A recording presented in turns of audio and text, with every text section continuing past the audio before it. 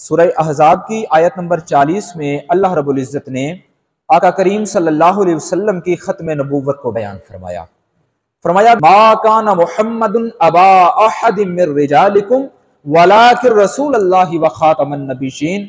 फरमाया नहीं है मोहम्मद सल्लल्लाहु अलैहि वसल्लम तुम्हारे मर्दों में से किसी के बाप, वलाकिन रसूलुल्लाह लेकिन वो अल्लाह के रसूल हैं, व खातमन नबिय्यीन तमाम अंबिया में से आखिरी नबी हैं। उम्मत मुस्लिमा का 1300 साल से ये मुत्तफिका और इजमाई अकीदा है कि आका करीम सल्लल्लाहु अलैहि वसल्लम अल्लाह ताला के आखिरी नबी हैं।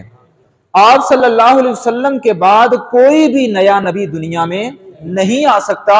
लिहाजा जो कोई बंदा आका करीम अलैहिस्सलातु वस्सलाम के बाद नबूवत का दावा करे वो भी काफिर है, जो उसके दावे को सच्चा तस्लीम करे वो भी काफिर है, और जो दावा करने वाले को काफिर ना माने वो भी काफिर है।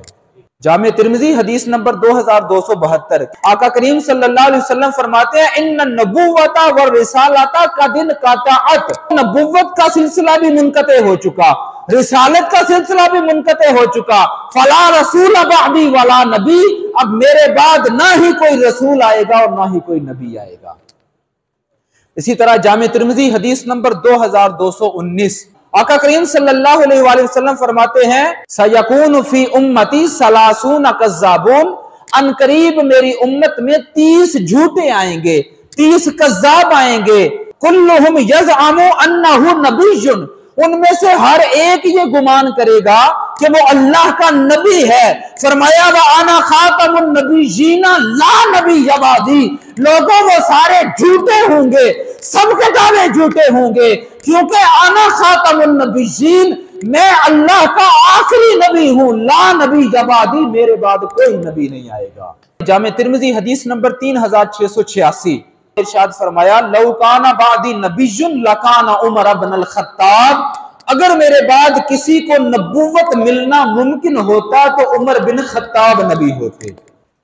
सही मुस्लिम हदीस नंबर 6220 हुजूर मौला कायनात सैयदना अली अल मुर्तजा शेर खुदा करमल्लाहु वजहुल करीम के बारे में फरमाया अमा तरदा अन तकूना मिन्नी बि मंजिलति हारून मिन मूसा, ए अली क्या तू इस बात पर राजी नहीं कि तेरा मकाम व मर्तबा और तेरी कदर व मंजिलत मेरी बारगाह में वो ही हो जो हजरत हारून अलैहिस्सलाम की हजरत मूसा की बारगाह में थी।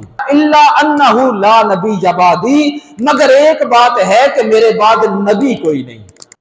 अब उसमें वहां पर दो निस्बतें थी हजरत हारून अलैहिस्सलाम को हजरत मूसा अलैहिस्सलाम के साथ। एक निस्बत ये थी कि वो दोनों भाई थे, वो दोनों क्या थे?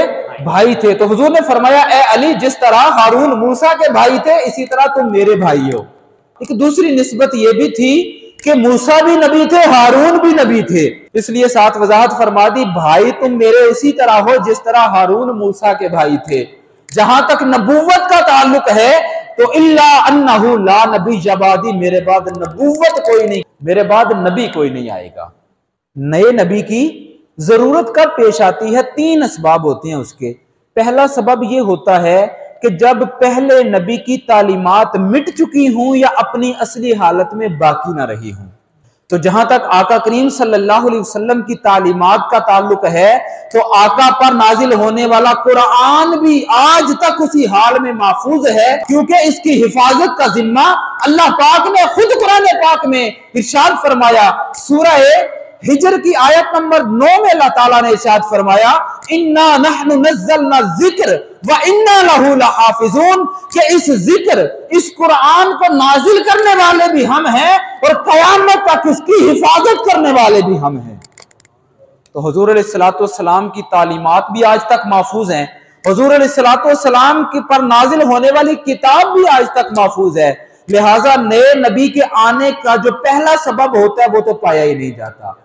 उसके बाद नए नबी के आने का दूसरा सबब क्या होता है? अगर पिछले नबी की तालीमात नामुकम्मल रह गई हो, कोई कमी रह गई हो, तो फिर जरूरत होती है कि नया नबी जाके उन तालीमात को मुकम्मल कर दे।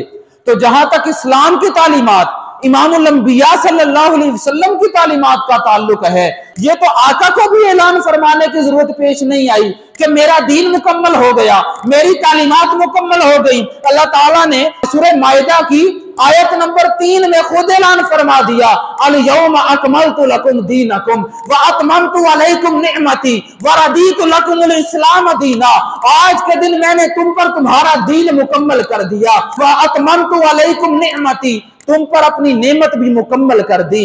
वरदीतु लकुमुल इस्लाम दीना, और कयामत तक तुम्हारे लिए बतौर दीन इस्लाम को पसंद फरमा लिया।